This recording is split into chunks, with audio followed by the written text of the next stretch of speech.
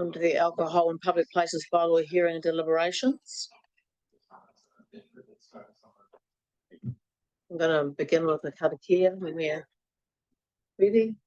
Karaki tātou, tueki runga, tueki raro, tueki roto, tueki waho, tueki tātou te tangata ki te kaupapa o te hui nei, ki te kaupapa o te rangi nei, mauri ora kia tātou katoa.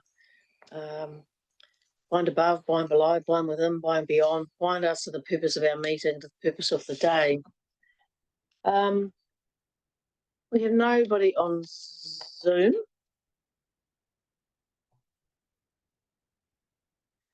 We have no apologies. We have no speakers. We do have a report. Thanks, Kat. Over to you. Kia ora koutou, and thank you to the deliberation panel for being here today. The purpose of this meeting is for you to receive and consider the submissions that we received during the consultation period, which was between the 6th of June and 14th of July. This took into account an extra week to account for the state of emergency and the community's shifting priorities at that time. We received 6 submissions during that time, and there were no late submissions at the time of writing the report or after. And as noted, no submitters who wish to be heard. We collaborated with the police and Te Whatu Ora to inform the drafting of this process, and that included analysis of police statistics of alcohol-related harm in public places over the last 5 years. Staff not recommending any changes to the substance of the bylaw as a result of the consultation. The draft proposed reductions in the alcohol ban areas in Collingwood, Tapawera and Pohara, and they are recommended to proceed as per the draft. The only other minor change that we are proposing is to remove Section 8 of the bylaw, which refers to the addition or deletion of public places.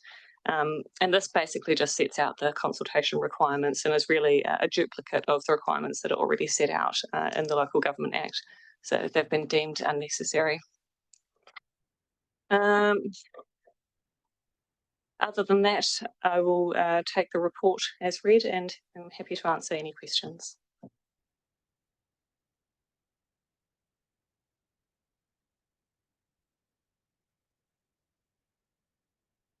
Could you just repeat the bit you said about Section 8, or did you say Section 8 or? Yes. So Section 8 in the draft bylaw, and as was set out in the previous bylaw before that, is addition or deletion of public places.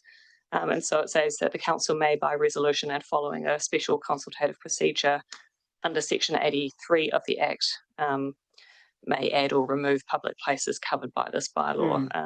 The council may adjust the period during which the bylaw applies, and it says that it also notes that we have to publicly notify 14 days before it goes into effect. So those things are just already covered in the Local Government Act. So when I was going through a review process with Leith, he suggested that we remove that part. It's just not necessary. It's a duplication of legislation. Thank you. Councillor Shawcross. Yep, thanks, Kat, for the report. I'm happy to move the report. 6 submissions, I think sort of probably indicates where we're at with this one. One that really stands out for me, though, is the police one. Obviously, they came to a workshop and they talk about this being a really useful tool and keeping the community safe. So I'm happy to move it. And yeah, thanks for the work.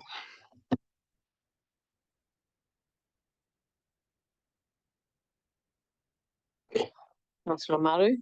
Thank you, Madam Chair. Happy to second the motion, and as per Councillor Shawcross, the 6 submissions, but I do acknowledge the one submission from person in Reed Walker in terms of talking about the desire to have a responsible drink on Kaiteriteri Beach after a long day's work. And I remember Steve from police's responses. This is a tool to police where they need to enforce behaviour with alcohol that's extreme. So, and we got some stats in terms of how many times this was used, and most of the time it was used just to move people on.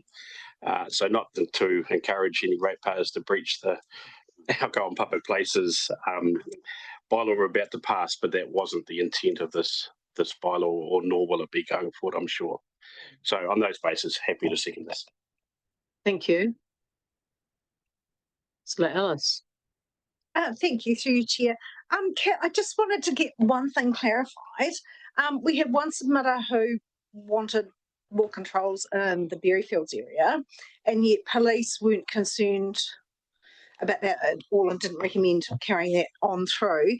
Did we have any commentary about, about how that differential is? Did police have any comment about why someone might feel that there had been a higher incidence of poor behaviour there, and the police having a different view? Through the chair, I believe the police view is really a reflection of what is set out in the legislation, which has changed since 2012. Before then, councils could make control of alcohol in public places bylaws for the purposes of protecting the public from harm or nuisance. It was a much broader tool, whereas now with this change, what's required is to show evidence that there is a high level of alcohol-related or harm caused by the consumption of alcohol in that public space. And while this person, the one submitter, may have made some observations of that note, it doesn't really hit that threshold of being a high level of evidence, and that's probably reflected in the police statistics and their feeling that it's not something that they're being called out to that area often to deal with drinking in public in that particular subdivision. Thank you. I just wanted us to draw a bit of attention since it was something that had come up. So thank you, Kat. Anything further? Thanks for your and others' work on this. I think, from Golden Bay, just from our perspective over there, it's been good to just get a bit more accurate with the areas that we've reduced. It just seemed a bit too much of a broad brush around Collingwood and Orototai to Pohara. So I think it's good that we more refined around and accurate around where and why. So from our perspective at home, I appreciate that. But if there's nothing further, nothing from you, Kim?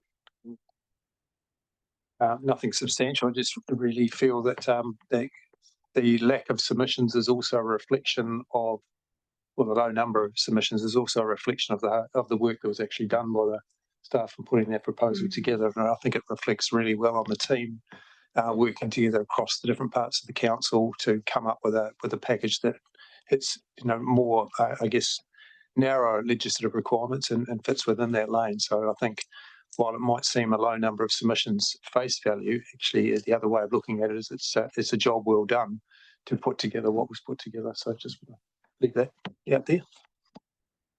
Thank you. Well, if there's nothing further, I'll put the resolution. All those in favour, please say aye. Aye. Against? Carried. Thank you. And I won't offer a closing karakia till the end of the afternoon's mahi after the next bylaw hearing.